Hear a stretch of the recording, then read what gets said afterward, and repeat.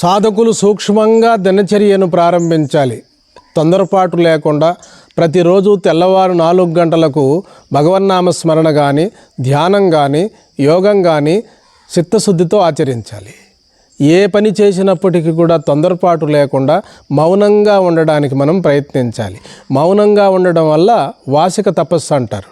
మనోపరిపక్వత కలుగుతుంది. పాప సంస్కారాలు నిర్మూలనమవుతాయి.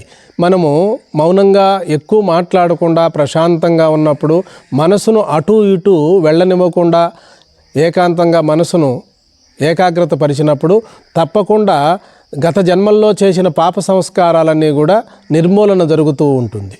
మనసు ఏకాగ్రతకు వచ్చినప్పుడు సంస్కారాలన్నీ పాప సంస్కారాలన్నీ కూడా కొద్దిగా క్షయమవుతూ ఉంటాయి.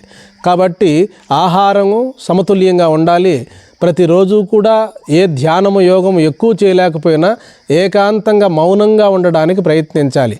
ప్రతిరోజు మనకు నిత్య జీవితంలో ఏ కార్యక్రమాలు ఉన్నాయో అవన్నీ చేస్తూ దైవభావనతో కార్యక్రమాలు చేయాలి.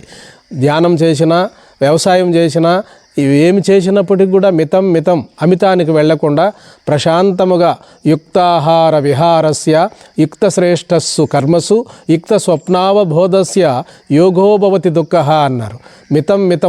మితంగా ఉన్నటువంటి వారు, మితాచరణ కలిగినటువంటి వారికి ఈ దుఃఖసాగరాన్ని దాటగలరు అని చెప్పి గీతాచార్యులు వారు భగవద్గీతలో సెలవిచ్చారు. కాబట్టి తొందరపాటు లేకుండా ఏదైనా మనము పవిత్ర భావనతో ఆచరించినప్పుడు అది అనంత ఫలితాన్ని ఇస్తుంది. అనంత ఫలితం అనగా ఆత్మదర్శనమే.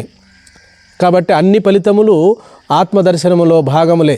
కాబట్టి అట్టి ప్రశాంతత మనకు కలగాలి అంటే రోజు 10 నిమిషాలు మౌనాన్ని పాటించాలి. మితంగా మాట్లాడాలి, ధ్యానం చేయాలి, యోగం చేయాలి, ప్రాణాయామం చేయాలి.